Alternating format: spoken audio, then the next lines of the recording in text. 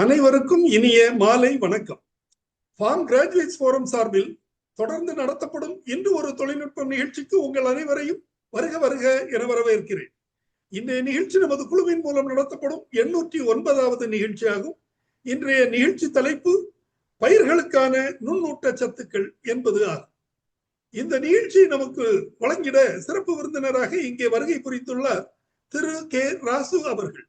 திரு ராசு அவர்கள் தமிழ்நாடு அரசின் வேளாண்மை துறையில் துணை இயக்குநராக பணிபுரிந்து ஓய்வு பெற்ற முன்னாள் அதிகாரி ஆவார்.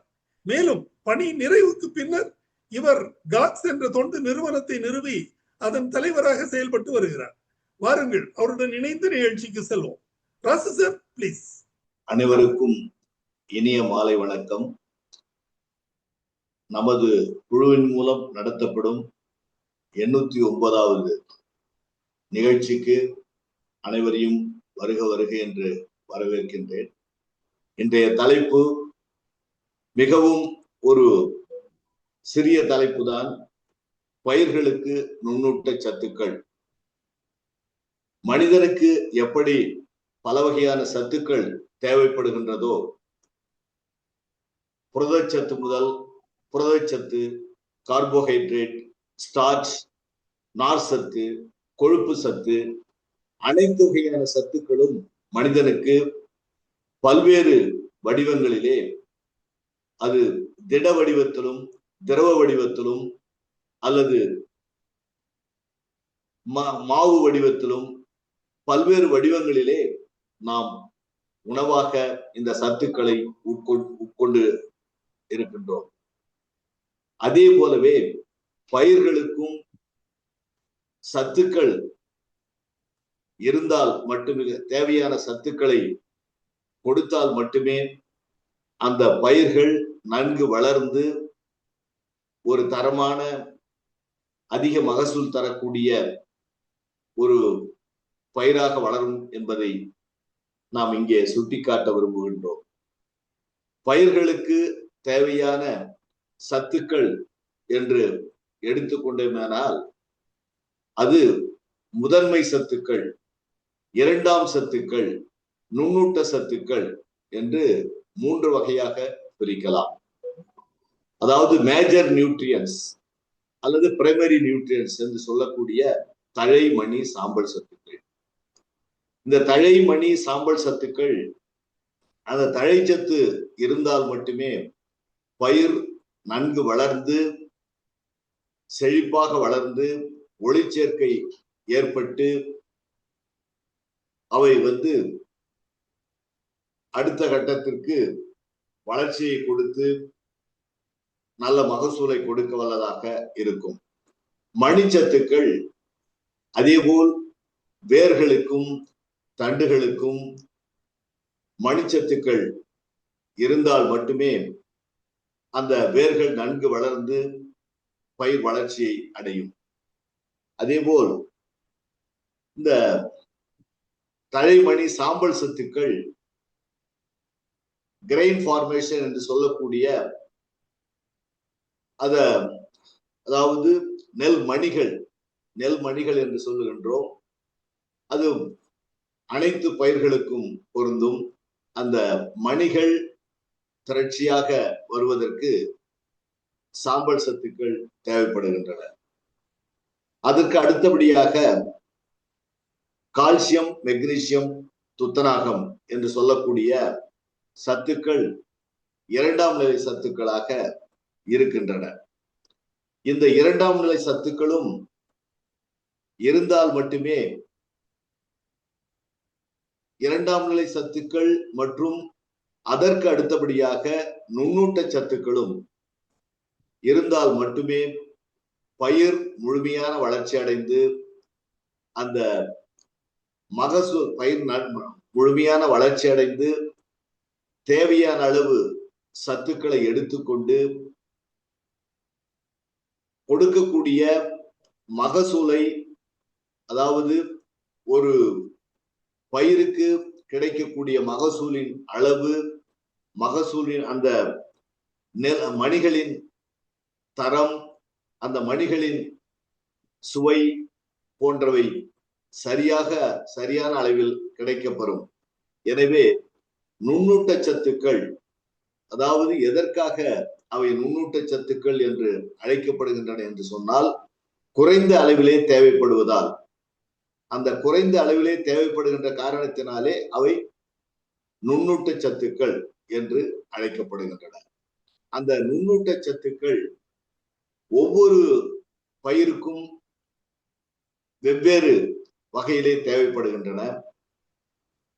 நெல் என்று சொன்னால் அங்கே துத்தநாக சத்து தேவைப்படும். அந்த நெல் சாகுபடி செய்வதற்கு முன்பே, அதாவது உழவு, கடைசி உழவு ஓட்டிய பிறகு, நாம் ஒரு ஹெக்டேருக்கு 12.5 கிலோ என்ற அளவிலே துத்தநாக சல்பேட் உரத்தை இடுவது, துத்தநாக சல்பேட் நுண்ணூட்ட சத்து இடுவதன் மூலமாக அந்த நெல் மணிகள் திரட்சியாக கிடைக்கின்றன. அதேபோல் சோளம், கம்பு, கேழ்வரகு, திணை, வரகு போன்ற அனைத்து வகையான மில்லட்ஸ் என்று சொல்லக்கூடிய சிறுதானியங்களுக்கு என்று தனியாக நுண்ணூட்ட சத்துக்கள் நமது, அதாவது அரசாங்க கிடங்குகளிலும் தனியார் கடைகளிலும் நுண்ணூட்ட சத்துக்கள் விற்கப்படுகின்றன. அந்த, அதாவது சிறுதானியங்களுக்கு உரிய நுண்ணூட்ட சத்துக்கள், அதற்கு அடுத்தபடியாக பயிர் வகைகளுக்கு உரிய நுண்ணூட்ட சத்துக்கள், தென்னை மரத்திற்கு அதிக அளவிலே தேவைப்படுவது போரான் சத்து. அந்த போரான் சத்து குறைவாக இருக்குமேயானால் அங்கே அந்த குறும்பைகள், அதாவது முதிர்ச்சி அடைந்த தேங்காய் கிடைக்காமல் சிறு சிறு குறும்பைகளாக, ஒடுக்கு விழுந்த தேங்காய்களாகவும் கிடைக்க வாய்ப்புள்ள காரணத்தினால் அங்கே போரான் சத்து தேவைப்படுகின்றது. அதேபோல் இந்த பருத்தி பயிருக்கு நுண்ணூட்ட சத்து, தேவையான நுண்ணூட்ட சத்து, பருத்திக்கு தனியை நுண்ணூட்ட சத்து, கரும்புக்கு தேவையான ஃபெரஸ் சல்பேட், அங்கே கரும்புக்கு ஃபெரஸ் சல்பேட் இரும்பு சத்து தேவைப்படுகின்ற காரணத்தினாலே ஃபெரஸ் சல்பேட் நாம் அங்கே கரும்புக்கு இடுகின்றோம். இந்த நுண்ணூட்ட சத்துக்கள் அனைத்தும் ஒன்று நாம் கடைசி உழவிலே, அதாவது பயிர் சாகுபடி செய்வதற்கு முன்பே இடலாம், அல்லது பயிர் வளர்ச்சியின் பொழுது நாம் இந்த நுண்ணூட்ட சத்துக்களை ஃபோலியார் ஸ்ப்ரே என்று சொல்லக்கூடிய இலை வழி மூலமாக நாம் அதனை கொடுக்கலாம். இலை வழி போலியார் ஸ்ப்ரே என்று சொல்லக்கூடிய இலை வழி மூலமாகவும் அந்த நுண்ணூட்ட சத்துக்களை கொடுக்கலாம். இந்த நுண்ணூட்ட சத்துக்கள் குறைபாடு எப்படி நாம் அறிந்து கொள்ள முடியும் என்று சொன்னால், ஒண்ணு, அதாவது மண் பரிசோதனை மூலமாக தெரிந்து கொள்ளலாம். அப்படி இல்லை என்ற மண் பரிசோதனை அது சரியான முறைப்படி செய்ய வேண்டும். ஏனோதானோ என்று செய்தால் அந்த நுண்ணூட்ட சத்துக்களின் அளவு நமக்கு சரியாக தெரியாது. அப்படி இல்லை என்றால் பயிர் வளர்ச்சியின் போது பிளான்ட் டிஷ்யூ அனாலிசிஸ் 2 முறைகளில் மட்டுமே இந்த பயிர்களுக்கு தேவையான நுண்ணூட்ட சத்துக்களை நாம் தேவை எவ்வளவு என்பதை தெரிந்து கொண்டு அதற்கு ஏற்றார் போல அதனை ஒன்று நடவிற்கு முன்போ அல்லது பயிர் வளர்ச்சி பருவத்திலோ இடுவதற்கு ஏதுவாக இருக்கும்.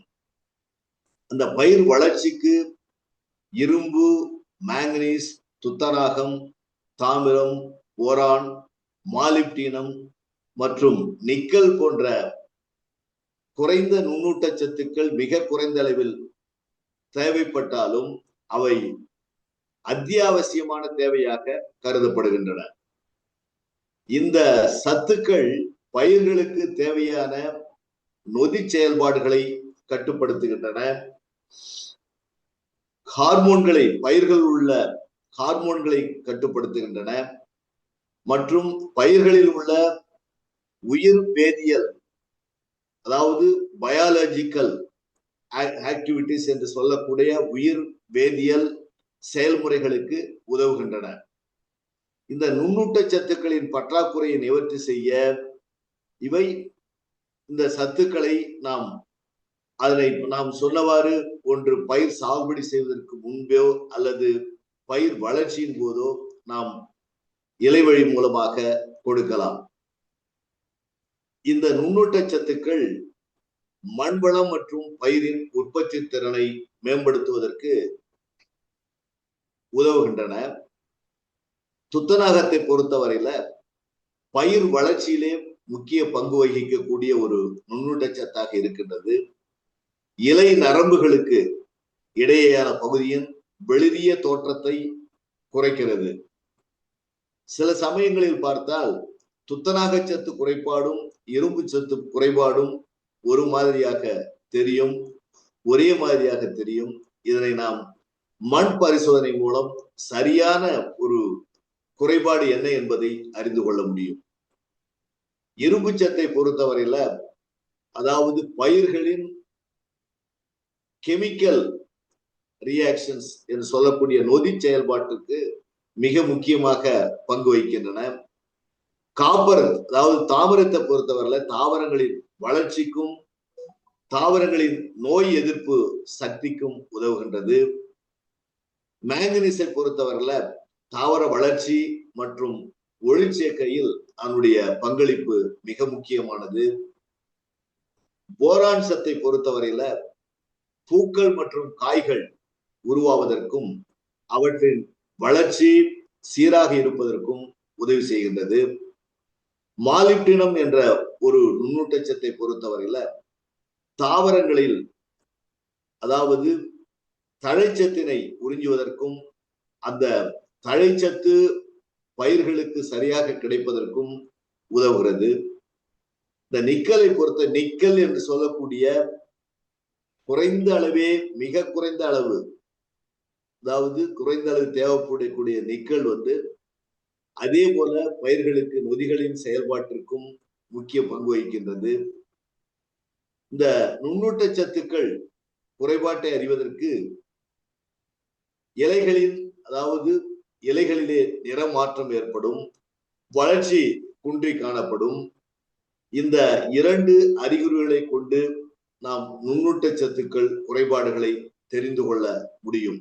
அதாவது துத்தநாகம் போன்ற குறிப்பிட்ட நுண்ணூட்டச்சத்துக்கள் அடங்கிய நுண்ணூட்ட உரங்களை நிலத்தின் அதாவது பயிர்கள் சாகுபடி செய்வதற்கு முன்பே இடலாம் அல்லது போலியார் ஸ்ப்ரே என்று சொல்லக்கூடிய இலை வழி தெளிப்பின் மூலமாக இடலாம். அடுத்தபடியாக வேம் என்று சொல்லக்கூடிய ஒரு உயிர் உரம், அந்த உயிர் உரம் மண்ணில் உள்ள மணிச்சத்து, கந்தகம், துத்தநாகம் மற்றும் சுண்ணாம்பு சத்து போன்ற நுண்ணூட்ட சத்துக்களை வேர்கள் வழியாக பயிருக்கு கிடைப்பதற்கு வழி செய்கின்றது. பேரூட்ட சத்துக்கள் அளவை விட அதாவது முதலிலே நாம் பார்த்த பேரூட்ட சத்துக்கள், தழைமணி, சாம்பல் சத்துக்கள் அதிக அளவிலே அட்மாஸ்பியரிலும் மண்வளத்திலும் இருந்தாலும் கூட அவைகள் பயிர்களுக்கு குறைந்த அளவிலே கிடைக்கின்ற காரணத்தினாலே நாம் அந்த பேரூட்ட சத்துக்களை நாம் செயற்கை உரங்கள் மூலமாக கொடுத்து வருகின்றோம். அந்த பேரூட்ட சத்துக்கள் பயிர்களுக்கு கிடைப்பதற்கு மிக முக்கிய பங்காற்றுவது நுண்ணூட்ட சத்துக்கள். எனவே நாம் அந்த நுண்ணூட்ட சத்துக்களை அதனுடைய தேவைகளை அறிந்து அதாவது நாம் அது மண் பரிசோதனை மூலமோ அல்லது பிளான்ட் டிஷ்யூ அனாலிசிஸ் மூலமோ அந்த சத்துக்களை தேவையை தெரிந்து கொண்டு அதனை பயிர்களுக்கு இட வேண்டும். அவ்வாறு இடுவதன் மூலமாக அது எந்த பயிராக இருந்தாலும், பழங்களாக இருந்தாலும் சரி, காய்கறிகளாக இருந்தாலும் சரி, அல்லது கிரைன்ஸாக இருந்தாலும் சரி, இந்த நுண்ணூட்ட சத்துக்கள் இல்லை என்றால் நிச்சயமாக ஒரு தரமான அதாவது பயிர்களை பெற முடியாது. எனவே நாம் அவசியம் ஒவ்வொரு பயிருக்கும் தேவையினை அறிந்து நுண்ணூட்டச்சத்து இட வேண்டியது அவசியமாகின்றது. ஒவ்வொரு பயிருக்கும் என்ன சத்து தேவைப்படுகிறது என்பதை பார்த்தே நாம் அதனை இட வேண்டியது அவசியமாகின்றது. ஒவ்வொரு மண்ணிலும் பார்த்தீங்கன்னா, அதாவது வண்டல் மண், களிமண், செம்மண், மணல் சாரி, ஒவ்வொரு மண் வகையிலும் சில சத்துக்கள் இருக்கும். அந்த சத்துக்களுக்கு ஏற்றவாறு எந்த மண்ணாக இருந்தாலும் சரி, அதனை நாம் மண் பரிசோதனை செய்த பிறகே நாம் அதிலே பயிர் சாகுபடியை மேற்கொள்ள வேண்டும். அந்த மண் பரிசோதனை செய்வது சரியான ஒரு முறையை நாம் கடைபிடித்தால் மட்டுமே, அந்த மண் பரிசோதனை மூலமாக மட்டுமே நாம் நுண்ணூட்டச்சத்துக்களை தெரிந்து கொள்ள இயலும். அதே சமயத்திலே நமக்கு, அதாவது தழைகள், இப்ப இன்றைக்கு சொல்லக்கூடிய ஆவாரம், எருக்கு, நொச்சி, நுணா, வேம்பு போன்ற அனைத்து வகையான ஒரு 7-8 வகையான தழைகளை நறுக்கி அந்த தழைகளிலே ஒரு வெல்லம் சேர்த்து, அதன் கூட சிறுநீர் கொஞ்சம் சேர்த்து, அதாவது ஒவ்வொரு தழையிலும் ஒரு 1/2 கிலோ எடுத்து அதற்கூட வெல்லம் சேர்த்து அதனுடைய கொஞ்சம் சிறுநீரையும் சேர்த்து 1 வாரம் கழித்து நன்கு அந்த கரைசலை உபயோகப்படுத்தினோம்னால் பயிர்களுக்கு, எந்த பயிர்களுக்கு வேண்டுமானாலும் இந்த கலவையை நாம் உபயோகப்படுத்தலாம். 1 லிட்டர் தண்ணீருக்கு 10 ml என்ற அளவிலே உபயோகப்படுத்தும் பொழுது பயிர்களுடைய வளர்ச்சி நன்றாக இருக்கின்றது. பயிர்களிலே வளர்ச்சி நன்றாக இருப்பதோடு ஒளிச்சேர்க்கை நன்கு நடைபெற்று அந்த பயிர்களிலே கிடைக்கக்கூடிய அது தானியங்களாக இருந்தாலும் சரி, அல்லது காய்கறிகளாக இருந்தாலும் சரி, அல்லது பழ வகைகளாக இருந்தாலும் சரி, அவை போதுமான அளவு நம்ம நல்ல ஒரு தரமானதாக கிடைக்கின்றது. எனவே அதாவது நாம் சொல்லுவது என்னவென்றால், எந்த பயிருக்கு என்ன தேவையான, உதாரணத்திற்கு இன்றைக்கு பழமரம் என்று எடுத்துக்கொண்டால், மாமரத்திற்கு கூட நமக்கு நுண்ணூட்டச்சத்து தேவை என்று சொன்னால், அதனுடைய தேவையை அறிந்து நாம் அதற்கு கொடுத்தோம் என்று சொன்னால், நிச்சயமாக அதனுடைய அந்த பழங்களுடைய தரம் நல்ல தரமாக இருக்கும். அதனுடைய மகசூலும் நன்கு இருக்கும். அது கொடுக்கக்கூடிய சமயத்தையும் பார்த்து நாம் அந்த நுண்ணூட்டச்சத்துக்களை கொடுக்க வேண்டும் என்பதை தெரிவித்துக் கொண்டு, எல்லா சத்துக்கள் இட்டாலும் நுண்ணூட்டச்சத்துக்கள் நிச்சயமாக தேவையான அளவு குறைந்த அளவிலே தேவைப்படுகிறது என்று அதனை விட்டுவிடாமல், அந்த குறைந்த அளவு நுண்ணூட்டச்சத்துக்களை அனைத்து பயிர்களுக்கும், சாகுபடி செய்யக்கூடிய அனைத்து பயிர்களுக்கும் இடுவார்கள் என்று சொன்னால், நிச்சயமாக அந்த மகசூல், இந்த நுண்ணூட்டச்சத்துக்கள் ஒருங்கிணைந்த, அதாவது இன்டகிரேட்டட் நியூட்ரியன்ட் மேனேஜ்மெண்ட், ஒருங்கிணைந்த நுண்ணூட்டச்சத்து நிர்வாகம் என்று ஒரு நிர்வாகத்தின் கீழே இந்த சத்துக்களையும் சேர்த்து நாம் கொடுக்கும் பொழுது ஒரு நல்ல மகசூல். அப்படி இல்லை என்று சொன்னால் நமக்கு நிச்சயமாக ஒரு 10 அல்லது 15% வரை இந்த நுண்ணூட்டச்சத்துக்கள் கொடுக்கவில்லை என்று சொன்னால், அதாவது அந்த தரம் குறைந்ததாக இருக்கும், அல்லது கிரைன்ஸ் சாஃபி ஆகக்கூடிய, அதாவது சாஃபி என்று சொன்னால் அதிலே ஒன்றும் ஃபில் ஆகாத, அதாவது முழுமை பெறாத தானியங்கள் கிடைக்கப்பெறும், அல்லது அந்த காய்கறிகளுடைய தரம் குறைவாக இருக்கும். எனவே அனைத்து வகையான பயிர்களுக்கு நாம் செய்யக்கூடிய எந்த பயிராக இருந்தாலும் சரி, அனைத்திற்கும் நிச்சயமாக நாம் அந்த நுண்ணூட்டச்சத்துக்களை இட்டு, அதாவது அதனுடைய மகசூலை முழுமையாக பெற்று நாம் அதன் மூலம் வருமானத்தை ஈட்ட வேண்டும் என்று தெரிவித்துக் கொண்டு, இந்த வாய்ப்பு வழங்கிய அனைவருக்கும் என்னுடைய மனமார்ந்த நன்றியை தெரிவித்துக் கொள்கின்றேன். நன்றி, வணக்கம். நன்றி திரு ராசு சார், உங்கள் தகவல்களுக்கு மிக்க நன்றி. இதுவரை பயிர்களுக்கான நுண்ணூட்ட சத்துக்கள் தொடர்பான தகவல்கள் வழங்கி கேட்டோம். வழங்கியவர் திரு ராசு முன்னாள் துணை இயக்குனர் வேளாண்மை துறை. தற்போது கேள்வி நேரம் ஆரம்பமாகிறது. இந்த நிகழ்ச்சி தொடர்பான உங்கள் கருத்துக்களை தெரிவிக்கலாம். மேலும் இது தொடர்பான சந்தேகங்களையும் கேட்டு தெளிவுபட்டுக் கொள்ளுமாறு அனைத்து பங்கேற்பாளர்களையும் அன்போடு கேட்டுக்கொள்கிறேன். ஒவ்வொரு பயிருக்கும் மிக முக்கியமான தேவையான நுண் சத்துக்கள் என்ன அப்படிங்கிறத சொல்ல முடியுமா? குறிப்பாக இப்ப நாம நெல்லுக்கு வந்து ஜிங்க் சல்பேட் சொல்றோம். இத மாதிரி கடலை, பருத்தி ஒவ்வொன்றுக்கும் என்ன சத்துக்கள் மிக முக்கியமாக தேவைப்படுது அப்படிங்கிறத சொல்ல முடியும்? கரும்பு பொறுத்தவரையில ஃபெரஸ் சல்பேட், அடுத்தபடியாக எள்ளு பொறுத்தவரையில மேங்கனீஸ், பருத்தியை பொறுத்தவரையில மாலிப்டினம், தென்னையை பொறுத்தவரையில போரான், நிலக்கடலைக்கு வந்து போரான் தான், நம்ம போராக்ஸ் தான் இடுவோம். ஆமா, மிக முக்கியமானது போரான் சத்து தேவைப்படுகிறது. அதாவது அந்த நிலக்கடலை நன்கு திரட்சியாகவும் வருவதற்கு போரான் நாம் வந்து போராக்ஸ் இடுவது அவசியம்.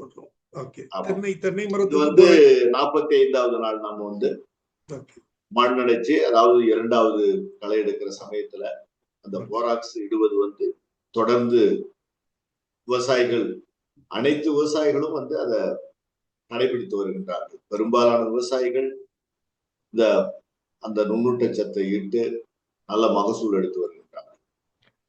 அது மாதிரி நீங்க இலை கரைசல் தெளிக்க சொன்னீங்க. அதுல கூட எருக்கு இலைகள் எல்லாம் போரான் சத்து அதிகமாக இருக்குது அப்படின்னு சொல்லி இப்போ இயற்கை ஆர்வலர்கள் சொல்றாங்க. சோ அது வந்து நாம பயன்படுத்தலாம். பட் அது வந்து நாம எவ்வளவு குவான்டிட்டி எடுத்து தேவைப்படும் அப்படிங்கறத சொல்ல முடியுமா? ஒரு பயிருக்கு, ஒரு ஏக்கருக்கு நாம இலை வழி கரைசல் நாம பயன்படுத்துறதா இருந்தால் அது எவ்வளவு ஒரு ஏக்கருக்கு தேவைப்படும் அப்படிங்கிறது குவான்டிஃபை பண்ணி சொல்ல முடியுமா சார்? அதாவது இலைவழி கரைசல் என்னும் பொழுது நம்ம, அதாவது உதாரணத்துக்கு இப்ப நாம வந்து ஈவன் சிங்க் சல்பேட்டை கூட நாம வந்து இதுல இலைவழி கரைசல் மூலம் கொடுக்கலாம். அதே குவான்டிட்டி ஒரு ஏக்கருக்கு 5 கிலோ அளவை வந்து எடுத்துக்கொண்டு அதனை வந்து நாம வந்து அதற்கு தேவையான அளவிற்கு தண்ணீரை கலந்து அதை வந்து நாம இலைவழி மூலமாக கொடுக்கலாம். ஓகே. நெல்லை பொறுத்தவரையில ஜிங்க் சல்பேட் சொல்றோம். ஜிங்க் சல்பேட் பற்றாக்குறை ஏற்படும் பட்சத்துல அந்த பயிர் வந்து சரியா பயிர் எழும்பாம அப்படி இருக்குது அப்படின்னு சொல்லுவாங்க. சோ இந்த மாதிரி ஒவ்வொரு பயிர்லயும் இதோட பாதிப்புகள் பார்க்க இயலும். அதனால வந்து மைக்ரோ நியூட்ரியன்ட் மிக முக்கியமான ஒரு சத்தாக கருதப்படுகிறது. எப்படின்னா அதனுடைய தாக்கம் நமக்கு வந்து நிச்சயமா தெரியும். எப்படின்னா ஸ்டண்டட் குரோத் வந்து ஒரு முக்கியமான இது. அப்புறம் வந்து அந்த இலையினுடைய இலை கலர் மாற்றம், அது பாத்தீங்கன்னா இப்ப நாம பருத்தியில நிறைய பார்ப்போம். அது வந்து பாத்தீங்கன்னா அந்த கலர் வந்து வயலட் கலர்ல இருக்கும். பருத்தியில நிறைய நாம வந்து அதை பார்த்திருக்கோம். நீங்க என்ன இப்ப மத்த கிரைன்ஸ், இப்ப நெல்லு, சோளம், கம்பு, கேழ்வரகு இதெல்லாம் பார்த்தோம்னாக்கா நல்லாவே தெரியும். அது வந்து பாத்தீங்கன்னாக்கா அந்த லீஃப் கலர் வந்து எல்லோ, அதாவது லைட் எல்லோவா இருக்கும். அதுக்கப்புறம் வந்து அது இன்னும் கொஞ்சம் இதாகும். அதெல்லாம் வந்து பாத்தீங்கன்னா அந்த மாதிரி சிம்டம்ஸ்னா அது வந்து மைக்ரோ நியூட்ரியன்ட் டெஃபிஷியன்சியால வர்றதுன்னு தான் நாம எடுத்துக்கணும்.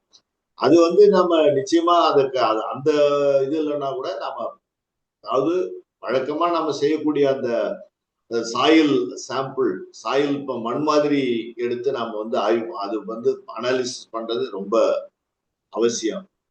அவங்களுக்கே தெரியும் இந்த நம்ம மண்ணுல வந்து இந்த மாதிரி வந்து ஒரு இது இருக்கு, குறைபாடு இருக்கு அப்படின்றது கூட நிறைய விவசாயிகள் வந்து கரெக்டா, நல்ல ஒரு அட்வான்ஸ்டு ஃபார்மர்ஸ் எல்லாம் கரெக்டா தெரியும். அவங்க பூமியில மண்ணுல என்ன சத்து இருக்கு, அது எப்ப நாம கொடுக்கணும்ன்றதெல்லாம் கரெக்டா தெரிஞ்சு செய்யறவங்க நிறைய இருக்காங்க. அந்த மாதிரி செஞ்சுட்டு இருக்காங்க. நன்றி நன்றி. அடுத்ததாக ஈரோட்ல இருந்து திருமதி ஜெகதா அவர்கள் இணைஞ்சிருக்காங்க. அவங்க வந்து ஒரு சில கருத்துக்களையும் தெரிவிப்பதுடன் சில சந்தேகங்களையும் கேட்க வருகை புரிந்துள்ளார்கள். திருமதி ஜெகதா பிளீஸ். வணக்கங்க சார். வணக்கம் சார். அந்த போரான் சத்து குறைபாடு இருக்கிறது நல்லா தெரிஞ்சுதுங்க. நம்ம ஆனா அந்த கீரைகளினுடைய வளர்ச்சி எப்படி கொண்டு வர்றதுங்கிறது தெரியல. ஏன்னா அது ஒரு 15ல இருந்து 30 நாள்ல நம்ம அறுவடையே பண்ணி ஆகணும். அதுக்குள்ள எந்த அளவுக்கு அதனுடைய வளர்ச்சி வந்து சீக்கிரமா வரமாட்டேங்குது. அதுக்கு என்ன மாதிரி பண்ணலாங்க? அப்படிங்கறது எனக்கு ஒரு டவுட்டா இருக்குங்க சார். ஏன்னா வேற கீரையை பொறுத்த வரைக்கும் நம்ம மத்ததை எதுவுமே ஒரு ஸ்ப்ரே பண்றதோ அந்த மாதிரி ரொம்ப ஹார்டா நம்ம கொண்டு போகவே முடியாது. மைல்டா தான் கொண்டு போய் ஆகணும். அப்படிங்கிறப்ப மத்த செடிகளை விட கீரைகளுக்கு வந்து ரொம்ப மைல்டா கொண்டு போய் ஆகணும். அப்படிங்கிறப்போ அதனுடைய வளர்ச்சி நம்மளுக்கு சீக்கிரமா கிடைக்கணும். ஆனா வந்து அதுக்கு என்ன பண்ண முடியும் அப்படிங்கறது திரு ராசு சார். கீரை வந்து ரொம்ப எல்லாருக்கும் தெரிஞ்ச விஷயம் தான். அது வந்து ரொம்ப சாஃப்டான ஒரு பயிர். அதுக்கு வந்து நாம வந்து எந்த விதமான, அதாவது நிச்சயமா சொல்றேன், அதுக்கு எந்த விதமான தழைச்சத்து எதுவுமே போடக்கூடாது. ஆனா நிறைய பேர் வந்து இப்ப என்னன்னாக்கா சீக்கிரமா வந்து அது, அதாவது 40 நாள் தான், அதை இன்னும் சீக்கிரமா வந்து அது வளரணுன்றதுக்காக அந்த தழைச்சத்து யூரியா போடுறது பழக்கம் உண்டு. சில பேர் யூரியா போடுவாங்க, சில பேர் டிஏபி போடுவாங்க, சில பேர் வந்து பாத்தீங்கன்னா மிக்சர் போடுவாங்க. அதெல்லாம் அவசியமே இல்லை. அந்த அதுக்கு தேவை வந்து ரொம்ப ரொம்ப கம்மியான ஒரு நியூட்ரியன்ஸ் தான். அதுக்கு நாம வந்து புண்ணாக்கு, முக்கியமா வந்து நீங்க வேப்பம் புண்ணாக்கு அல்லது மணிலா புண்ணாக்கு, இந்த 2 புண்ணாக்கு நீங்க புண்ணாக்கு வந்து வச்சீங்கன்னா நல்ல ஒரு அருமையான ஒரு, அதாவது தொழு உரம், தொழு உரம், மண்புழு உரம், வேப்பம் புண்ணாக்கு, மணிலா புண்ணாக்கு, இதெல்லாம் வந்து கொஞ்சம் கொஞ்சம் அளவுதான் கொடுத்தாலே போதும். நீங்க சுத்தமா வந்து வேற எதுவுமே தேவையில்ல. சும்மா அப்படியே அருமையா தழ வந்துடும். தழ வரும், நல்ல பசுமையாவும் இருக்கும், நல்ல தரமாவும் இருக்கும். அது மிகப்பெரிய அளவுல எல்லாம் வந்து விரும்பி வாங்கி போவாங்க. மாற்று கருத்தே கிடையாது. கொஞ்சம் கொஞ்சம் அது நம்ம இந்த நம்ம சொல்லக்கூடிய இயற்கை உரங்களை வச்சாலே நமக்கு போதுமான. அது நாம தண்ணியில ஊற வச்சு அந்த மாதிரி விடலாங்களா, அடியுரமாவே நாம போட்டுடலாங்களா கீரைகளுக்கு? தண்ணியில ஊற வச்சு நல்லா இது பண்றது நல்லது. தண்ணியில ஊற நம்ம அடியில போடலாம். அடியில போடும்போது கூட நல்லா நம்ம ஊற வச்சு அதை வந்து நம்ம அடியில போட்டு விட்டா இன்னும் நல்லது. இருக்கக்கூடிய சத்துக்களை வந்து நம்ம, அதாவது பூமியில இருக்கக்கூடிய மண் வளத்தை வந்து நல்லா இன்னும் கூட்டி கொடுக்கும். நமக்கு வந்து எதிர்பார்க்கக்கூடிய அளவு நல்ல ஒரு தரமான ஒரு கீரை வகைகள் கிடைக்கும். சரிங்க, நன்றிங்க. நன்றி திருமதி ஜெகதா, நிகழ்ச்சியில் பங்கு பெற்றமைக்கு நன்றி. அதுல என்னுடைய கருத்தையும் சொல்றேன். அதாவது வல்லுநர்கள் பரிந்துரைக்கிற அளவை பொறுத்தவரையில பாத்தீங்கன்னா என்பிகே வந்து 10:10:10 என்ற அளவில் தலைச்சத்து, மணிச்சத்து, சாம்பல் சத்து ஆகியவற்றை இடலாம் என பரிந்துரைக்கிறார்கள். அதே மாதிரி இன்னொரு ரெக்கமெண்டேஷனா இருக்கு, 12:4:8 அப்படிங்கிற சமநிலையில கூட நாம வந்து என்பிகே, தலைச்சத்து, மணிச்சத்து, சாம்பல் சத்து போன்றவற்றை நாம பயன்படுத்திக்கலாம்.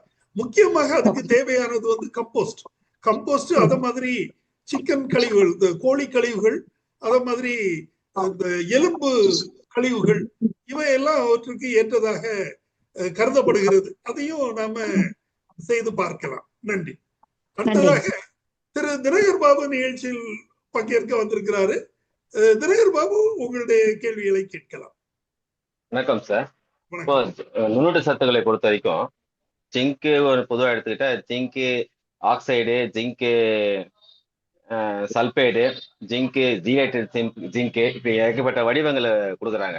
இந்த வடிவங்களின் முக்கியத்துவம், எதை யூஸ் பண்ணா ஈஸியா பயிர் எடுத்துக்கும், இந்த மாதிரி ஒரு தகவல்கள். ஜிங்கு வந்து